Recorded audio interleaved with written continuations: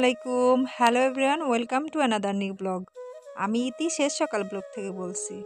কাছে দূরের যে যেখান থেকে আমার আজকের এই ব্লগটি দেখছেন, আশা করি আমার প্রিয় সকাল আপু ভাইয়ারা, দ্বিতীয় দাদারা অনেক ভালো আছেন, সুস্থ আছেন।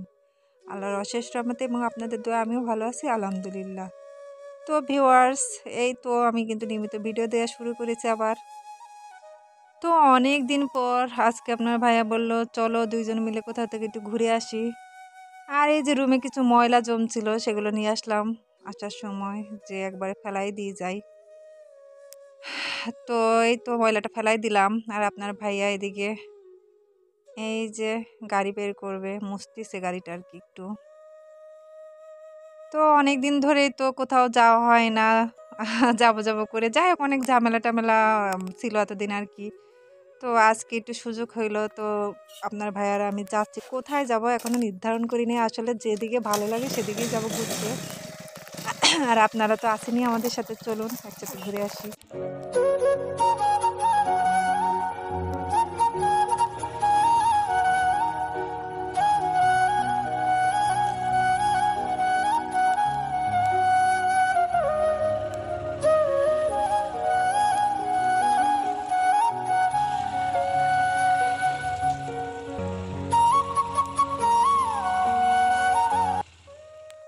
তো ভিউয়ার যাই হোক, আমরা আমাদের গন্তব্যস্থানে পৌঁছে গেছি, কিন্তু আসার পূর্বে আমাদের সাথে ঘটে গেল এক অনাকাঙ্ক্ষিত ঘটনা। আর এই কারণে আমার মনটা এখন ভীষণ খারাপ, কারণ আপনার ভাই আমাকে একটু বকা দিছে। আর কি কারণে কি ঘটনা ঘটলো সেটা আপনাদের সাথে জানাচ্ছি। তো আমরা যখনই দুইজন কোথাও বেড়াতে আসি, বুঝি না কেন আমাদের সাথে এমনটা হয়, কিছু না কিছু একটা হয়ই। তো আজকেও খুশি মনে বাড়ি থেকে বের হলাম ঘুরতে। তো আসতেছিলাম, আর আসার সময় আমি তো যেহেতু ব্লগ ভিডিও বানাই, তো একটু ভিডিও করতেছিলাম রাস্তার এই পাশে ও পাশে আর সিনারিগুলো আর কি। তো হঠাৎ করে আমাদের আসার পথে মানে দুই তিনটা আর্মির গাড়ি যাচ্ছিল রোড দিয়ে। তো আমি খেয়াল করি না এই বিষয়টা। আপনার ভাইয়া হঠাৎ করে মোটর সাইকেলের মানে ব্রেকটা কষে, আর আমি তখন চমকে গিয়ে বলি, কী ব্যাপার গাড়ি থামাই দিছো? একথা বলতে আমার হাতের মোবাইলটা মানে একটু সরে এইদিকে, মানে ওদের গাড়ির দিকে 2-1 সেকেন্ড হয়তো বা ভিডিও হয়ে যায়। তো এই জিনিসটা তারা ঠিকই লক্ষ্য করে। আর তারা কি করে, আমরা যেহেতু নদীর পাড়ে, যমুনা নদীর এখানে ঘুরতে আসি, আর এখানে টার্মিনাল আছে, আর এই টার্মিনালে মানে আর্মিদের সম্ভবত মানে আশ্রয়স্থল করছে, বা মানে ওরা থাকে এখানে, সেটা আমি জানতাম না আগে।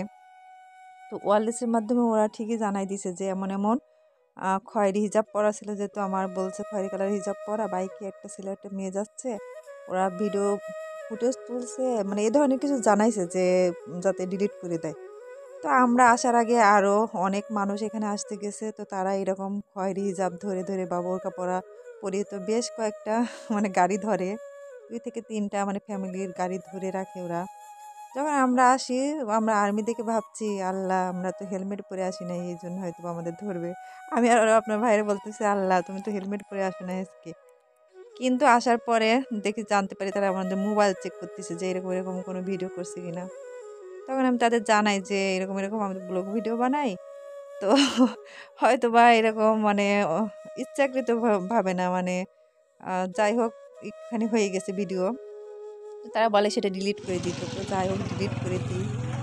আর তারা নিষেধ করে দেয় যে কখনো এরকম মানে আর্মিদের কোনো কিছু পার্সোনাল কোনো কিছু আপনারা ভিডিও করবেন না। তারপরে আচ্ছা ঠিক আছে। তো ওখান থেকে আসার পরে এখানে এসে আপনার ভাই আমাকে না একটু বকা দিছে, বুঝছেন। আর এই কারণে আমার মনটা খারাপ হয়ে যায়, আর আমি একা একা এই যে নদীর পাড়ে অনেকক্ষণ এসে দাঁড়ায় থাকি।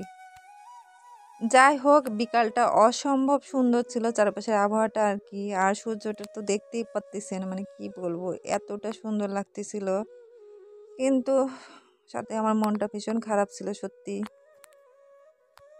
এই যে এই মানুষগুলা দেখতেছেন না, এদেরকেও মানে আটকে রাখছিল। আমরা যখন এখানে আসি তখন এরা এসে আমাদের সাথে কথা বলতেছিল।